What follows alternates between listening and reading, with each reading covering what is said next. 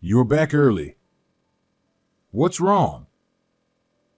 My grandson, who was supposed to be at the company entrance ceremony, returned home with a gloomy expression.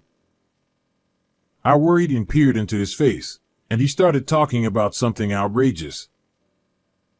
I can't forgive them. I'll get revenge for sure. I am 65 years old and run a factory. Now, I live with my grandson, Harrison. I had been recognized for my achievements at the company I previously worked for and was involved in a new business venture in a developing country, which kept me away from the U.S. for many years. I lost my wife a long time ago, and back then, I was also estranged from my son. So I was happy to be acknowledged for my skills and gladly went overseas. It was more challenging than I had imagined, and I couldn't even contact the U.S. During that time, my son, Harrison's father, got into an accident and passed away along with his wife. This happened 10 years ago. Harrison was in elementary school when he lost his parents. I returned to the U.S. 5 years ago. I decided to visit my son's family to see how they were doing. However, when I arrived at their house, a woman I didn't know answered the door. Had they moved? Given how distant we had become, it wouldn't be surprising. But when I mentioned my son's name, the woman's brow furrowed. There's no one by that name here, She said, closing the door. Yet, I noticed the clock I had given my son as a wedding gift in the hallway. Puzzled, I turned away. As I did, a young man in work clothes walked towards me. Though in work attire, he looked young, perhaps a high school student. He squinted at me for a moment and then said, Grandpa. Could it be? Are you my grandson, Harrison? I thought Harrison was still in high school. The young man approached me and said, It's me, Harrison. I was astonished. My son and I had fallen out over a minor disagreement and hadn't been in contact. I recalled that it started when he suggested that we live together. In hindsight, he was concerned about my health due to my busy work schedule. However, back then, I still felt young and didn't think I needed anyone worrying about me, so I couldn't accept my son's words. I used to visit Harrison often, and we would play together, but my son and I were both stubborn, and we had a falling out just as the overseas business opportunity arose. After I left the U.S., I started thinking that I'd apologize once I returned. Every few months, I received letters from my daughter-in-law with photos of Harrison and updates on him. But eventually, those letters stopped coming, and now I finally understood why. Harrison took me to a nearby park, saying he couldn't talk at home, and we sat on a bench. He revealed that my son had died in an accident. The woman at the house was my daughter-in-law's sister. When she heard about the accident, she offered to take care of Harrison and moved into the house, giving up her apartment. But in reality, she was forcing Harrison to do all the housework while she spent her time enjoying herself. Harrison wanted to go to high school, but she told him they couldn't afford it, so he started working part-time to cover living expenses after graduating from middle school. I regretted my ignorance during such a difficult time. However, Harrison reassured me. It's not your fault, Grandpa. He mentioned that he now had a job at a factory, which seemed to be due to my influence. My goal is to be like you, Grandpa. Harrison said, looking a bit embarrassed. He had always been a kind child, and despite the circumstances, he remained the same. After losing his parents, Harrison was bullied at school, particularly by John, the son of a local business owner, who often looked down on him.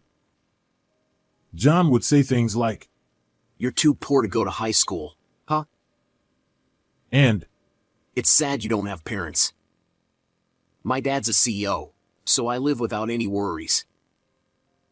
In front of everyone. Harrison told me. I didn't have a place at school or home, but thinking about you working hard overseas made me want to be like you. It gave me the strength to keep going. I was deeply touched by his words. First, I drove Harrison's aunt out of the house. Then, I made her promise to repay the money she had taken from the savings that Harrison should have inherited from his parents. Harrison asked me to live with him, and that's how we started living together.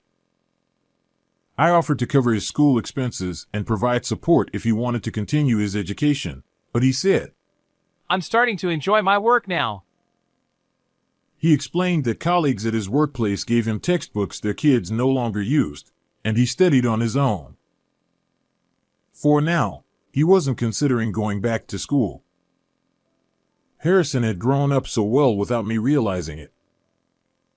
I started running a factory here that manufactures parts. Harrison told me that he studied hard because he wanted to be useful to me someday.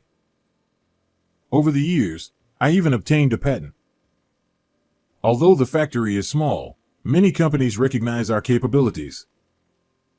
Some clients treat us as subcontractors and make unreasonable demands, but using our patented parts benefits our reputation, so we tolerate it to some extent.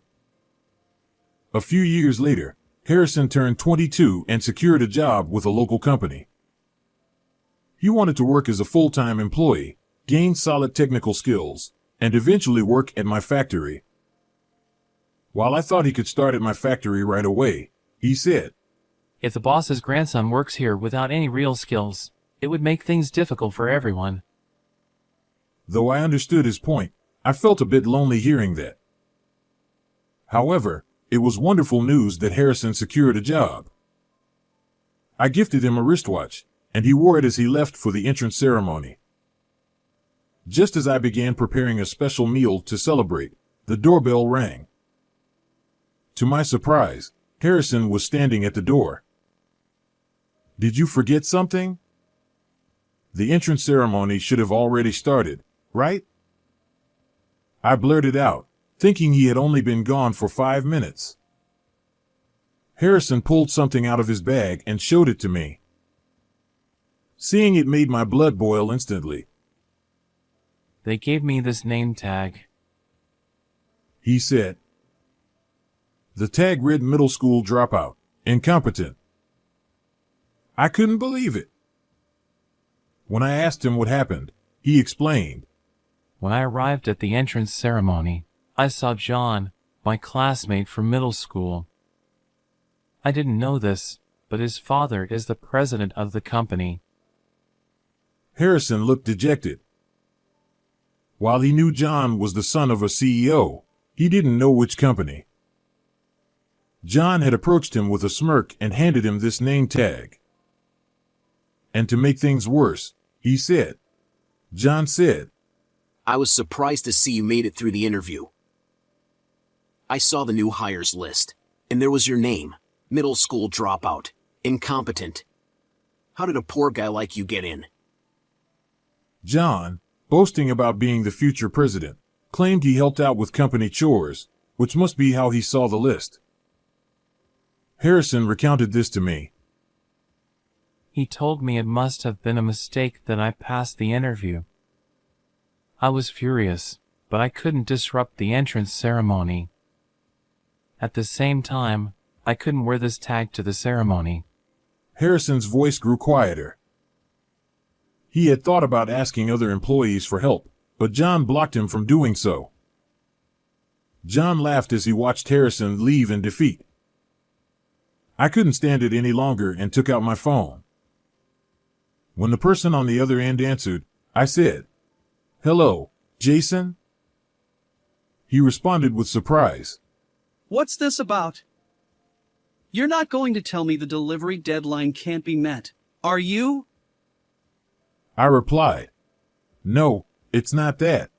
Taking a breath before firmly stating, We're ceasing the use of our patented parts at your company. We will no longer conduct any business with you. He responded, What? What do you mean? The person on the other end was none other than Jason, the president of the company where Harrison had secured a job. He is also John's father. This company has been a client since I established my factory. Back then, I went around to local companies, humbly seeking business partners. Jason's company offered me orders at below market prices. I accepted, thinking it was necessary until the factory was up and running. When I obtained a patent, Jason wanted to buy the patented parts at a bargain price. I didn't agree to his terms entirely, but when he said, We've been doing business with you since you started. I couldn't refuse too strongly. Since then, he has referred to us as a subcontractor and made unreasonable demands. Even now, with our factory on stable footing, we maintained the relationship out of obligation. However, losing their business wouldn't affect us. I said, I've never heard of a company giving a name tag labeled middle school dropout, incompetent to a new hire. Such a company can't be trusted. Considering your behavior as well, there's no benefit in continuing our business relationship. Jason was taken aback. Realizing he was at a disadvantage, he suddenly adopted a more submissive tone. What exactly do you mean? He asked. We don't need to supply our patented parts to them, but I know they can't make their products without them. Despite this, the president has always had an arrogant attitude, which I can't understand. It's too late for him to change his attitude now. I said, your company had its entrance ceremony today, right? Continuing, I explained. My grandson went to the entrance ceremony and was given an outrageous name tag by your son. Is this something you can overlook as a president? Jason was flustered. My son? There's no way my son would do such a thing, right? Though he said this, I could sense his panic. This name tag appears to be handwritten. A handwriting analysis could easily reveal the culprit. How do you think your company's reputation would fare if such rumors spread? I pressed. Jason was visibly distressed. Wait a moment. Let me check with my son. But there was nothing to check. Harrison had already told me everything. I said, there's no need for confirmation. As I said, we're stopping all business with your company. I hung up the phone. An hour later, an employee informed me that Jason had come to the factory. Although I had taken the day off to celebrate Harrison's entrance ceremony, I went to the factory with Harrison. Jason's car was parked outside, and a young man about Harrison's age was fiddling with his phone in the passenger seat. That must be John. Looking towards the factory, I saw a nervous-looking Jason, who immediately rushed over to me. Unlike his usual condescending demeanor, he was oddly deferential. It's been a while. You must be Harrison. Why did you leave the ceremony? We were waiting for you. Jason said with a forced smile. Harrison, without smiling, showed him the name tag. Do you think I could attend the ceremony with this? He asked. Jason's smile turned into a grimace. Harrison, I heard you're a classmate of John. He meant it as a joke, thinking you were friends. He didn't expect you to take it seriously and leave. Here, this is your official name tag. We had it all along, He said, handing over a tag. It was a weak excuse. Harrison, emotionless, calmly responded. That format is different from the ones distributed at the ceremony today. Jason's face turned pale. I stepped in. Did John make the name tag that says middle school dropout, incompetent? I asked. Jason looked at me and was at a loss for words, which confirmed my suspicion. They might have made a proper name tag afterward, but it was too late. As the president, it's understandable that you might not know about the specifics of the name tags for the ceremony. However, it's your fault that your son doesn't know right from wrong. Your son's behavior is a reflection of your own, taking advantage of a new factory and looking down on us. Jason turned pale and said, I apologize. Harrison sighed. I told Jason. When I found out Harrison's job was at your company, I told him about your attitude. Harrison wanted to experience various companies and learn from them, so I didn't stop him. Harrison nodded in agreement. Jason apologized again. I apologize. His insincere apologies made me even angrier. Is all you can do repeat empty apologies? Your son did this, right? He's in the car playing with his phone. Why hasn't he come out to apologize? He clearly doesn't think he did anything wrong, does he? Jason turned pale and rushed to the car, dragging a reluctant John out. When John stood before Harrison, he muttered an insincere apology. I'm sorry.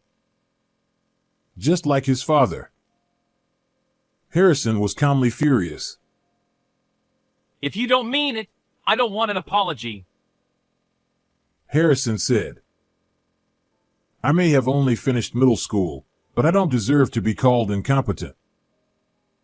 At the very least, I think I'm more competent than someone who doesn't understand the consequences of their actions. John glared at Harrison, but Jason restrained him and forced a nervous smile. Harrison, we're looking forward to seeing you at work tomorrow. Jason said, attempting to smooth things over. Harrison firmly responded, No, after such humiliation, I have no desire to work for your company. It doesn't seem like there's anything valuable for me to gain there. I nodded and shifted the conversation. Regarding the patent parts, it's time for our contract renewal this month. With rising material costs, I was planning on increasing the unit price. However, as I mentioned earlier, our contract with your company is terminated. We will not be doing business with you anymore. I stated this matter-of-factly. Jason was desperate and pleaded. This is a serious problem. Without those parts, our products can't be completed. I laughed at Jason's desperation. The one who's been struggling until now is us. It's mutual, don't you think? This is your own doing, I said. Jason, flustered, stammered. No, it's just that. I cut him off. You've always made unreasonable demands, like lowering prices and speeding up delivery times, and we've done our best to comply. But with what happened to my grandson, I've made my decision. We will no longer do business with your company. At this, Jason's expression changed dramatically. He grabbed John's head and tried to push him into a bow. John, apologize. Get on your knees and apologize right now. John resisted. What are you doing? He said, shaking off his father's hand. An argument between father and son ensued. I sighed and said, I think we're done here. If you're going to fight, do it outside. We have trucks coming in, so move your car. I then sent them away. Jason tried coming to the factory a few more times, but I refused to deal with him. The incident at the induction ceremony was witnessed by other new employees, so it spread it on social media and caused a major uproar, leading to several resignations. Without our patented parts, Jason couldn't produce their main products. He tried to contract with other factories, but I had already spoken with them, and no one would take the order. In the end, he resorted to importing parts from overseas, but the quality was poor, resulting in a flood of complaints. The situation became so severe it made local news. It's only a matter of time before they go under. Harrison started working at our factory, of course, as a regular employee. He's being rigorously trained by his colleagues. Now, I'm eagerly looking forward to the growth of both this factory and Harrison. I'm sure my son and daughter-in-law would be pleased too.